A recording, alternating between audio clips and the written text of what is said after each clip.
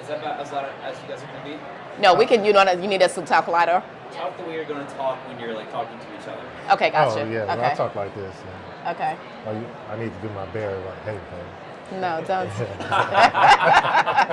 How you doing? How you doing? Oh my goodness, this is crazy. You weren't recording that, Cool. right? It's recording. It sounds good. Okay, that's good. All right. So Sharita, tell the people a little bit about your background. Okay, I'm Sharita Humphrey. I'm a financial educator, coach, and money and mindset speaker. I work with the moderate to middle class everyday citizen who are growing entrepreneurs who are looking for financial education. Most of my clients are in a place that they want to scale either in their business or in their personal finances, but they're looking for something or someone to bridge the gap, and I'm hopefully the answer to what they need in the next step. Okay, I don't mean to interrupt you, but does this extend to small businesses? This does extend to small businesses. I am a former tax examiner and state government auditor, and I worked for several years in the division of taxation, and a lot of times, a lot of the businesses that I saw that were having a lot of the financial struggles was not only in their business but also in their personal finances, and that creates a snowball of that creates a snowball of financial trouble. That can create a snowball of financial troubles if they don't have the proper knowledge and tools to combat their current issues. Okay. That's real nice. I forgot what I was going to ask you next, but we'll cut. So what you want, man? Keep going. Huh? You gotta keep going, man. Oh, okay. Okay, so I just released my newly released site is SharitaMHumphrey.com. There's a world of resources and tools there to help you kind of understand and get to know me a little bit better. There is a very interactive site map, digital site map that will allow you to better utilize my current website. And there's also a mastermind program that I'm doing that is a debt management mastermind that's going to be rolling out in the late fall of this year.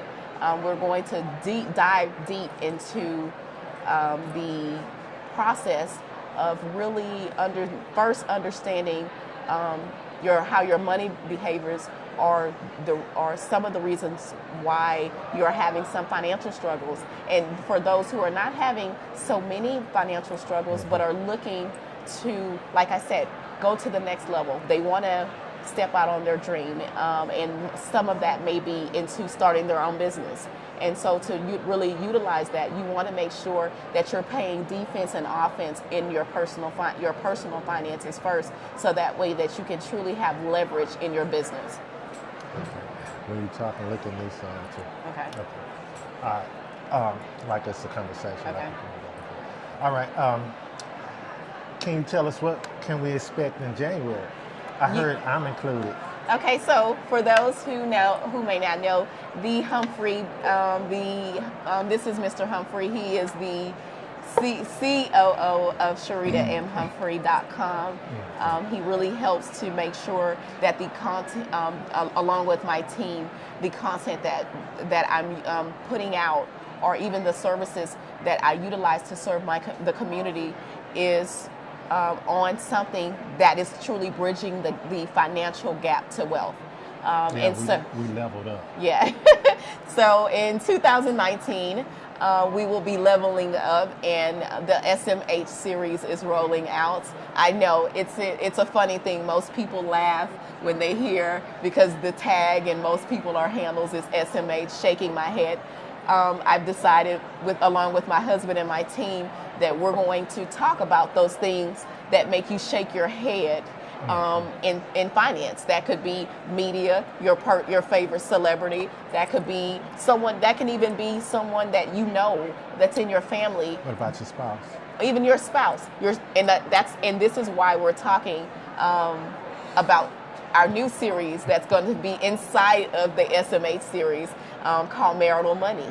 Marital Money Mondays will be rolling out in January of 2019, and that will incorporate both of us. So that way you can really get to understand from a married couple's insight on what it took for us to be able to be here in this space and really work our finances in a way that is going to be successful, but to also combat the very known financial struggles that most American couples have. Yeah, basically, for all the husbands, just say yes. Shake your head. No, don't just okay. but you all have to understand that it's a process, and especially in a new marriage, it's a real huge process. Yes. Yeah, because believe me, we weren't always on the same page. No, and for us to get here was definitely a process. There was definitely a lot of things that we want to share with our audience on how we got here. We don't have it all figured out, but No. we're nowhere near where we were, and so that's why we feel like that we owe it to another potential couple that is going into into that premarital stage, or are currently engaged, or even those who are married but they didn't have those money conversations prior to saying I do. We want to be able to show you and kind of give you some tools and give you some real world marital strategies that can help you to really be able to come to the table and talk about your money. Yes. I think you said it all. But I just want to know, it's going to be, we're going to try to keep it open and interactive too. So we want you all out there to send us your questions and let us know what are some of your issues. What are you dealing with in your marriage as far in the financial area? Yeah, what are some Because often, True.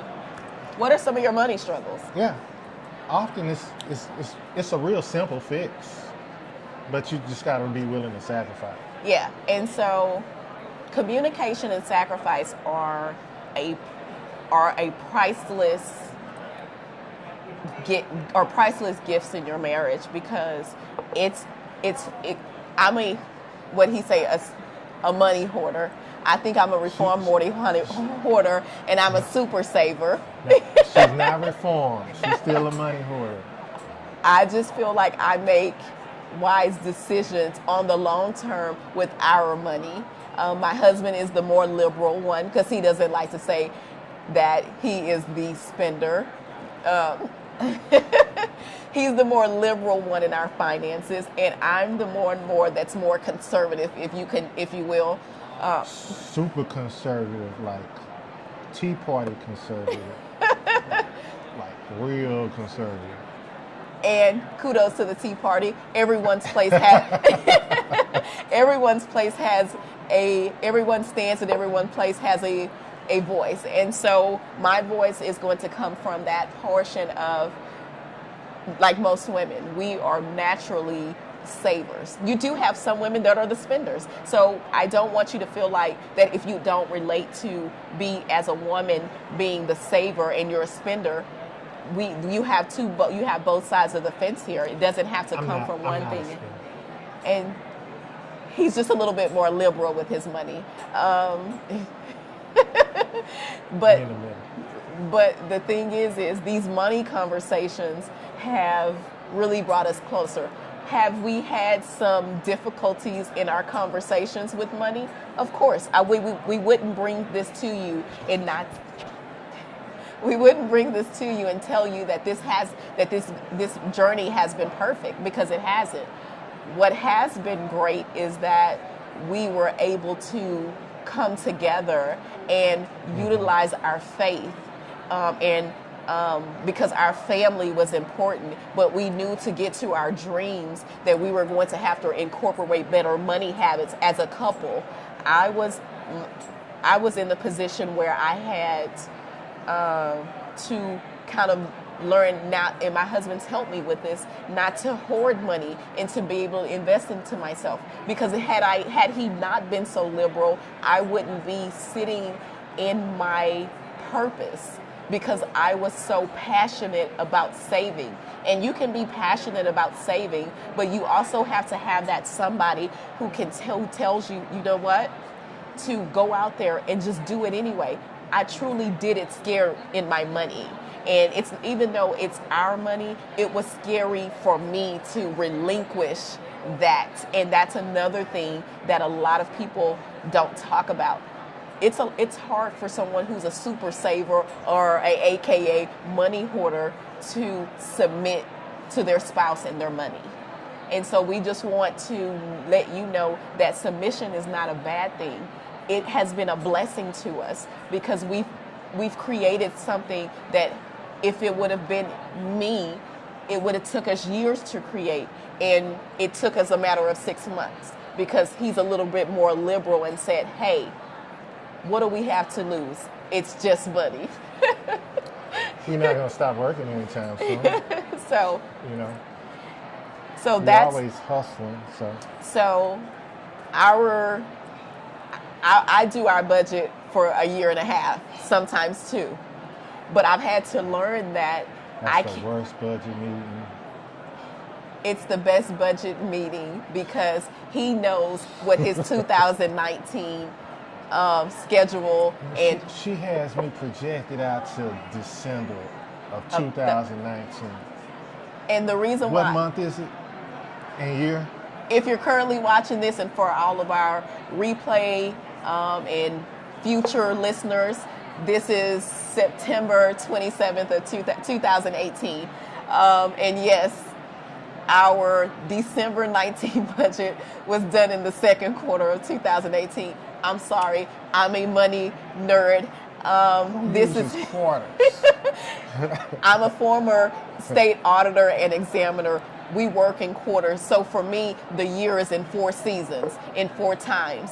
4 times is how I do our money. But I had to learn that I can't take my corporate and state jobs way into our home, that I have to be a little bit more submissive and be a little bit more open-minded to what he's saying, because I wouldn't be in the position that I'm in had he just said, you know what, we can budget, but we can live.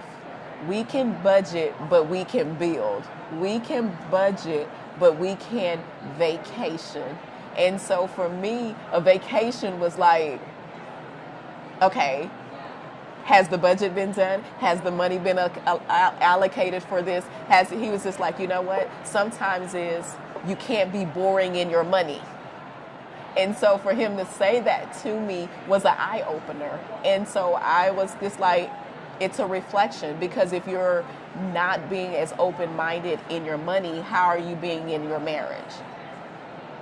And so those things have a way of connecting, because if you're not allowing your spouse to truly enjoy the marriage and the money and all the moments, then what are you really doing? What it's a thing. And like he told me, there's some inner work that you need to really see why you're hoarding money. And so I never thought of it, because of course, as a financial educator and a speaker who speaks on money and mindset, sometimes these things are lessons for you as well. I don't have it all figured out. Neither does my husband. But what I do know is that I had to work on my own money mindset even after I had the money. And so change comes in all forms. Just because I've gotten to the place that I can educate people does not mean that I'm not still learning. And I'm learning from him. I'm learning in our marriage that as I listen and as I allow myself to live and enjoy what we've created, our money will truly work for us. That's cool. I'm just a dude from the hood, you know. My budget is payday. That's what it used to be, you know. I get paid, I pay bills, what's left is left. Have fun, whatever.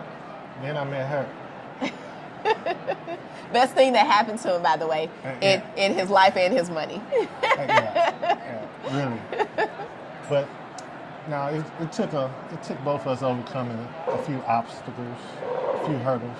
Definitely. And I'm glad that you mentioned the money hurdles, because a lot of people feel like because you have a little bit more than you're used to, especially if you come from a lower wealth, because we have to put that into mind. Just because where you are is not your destiny.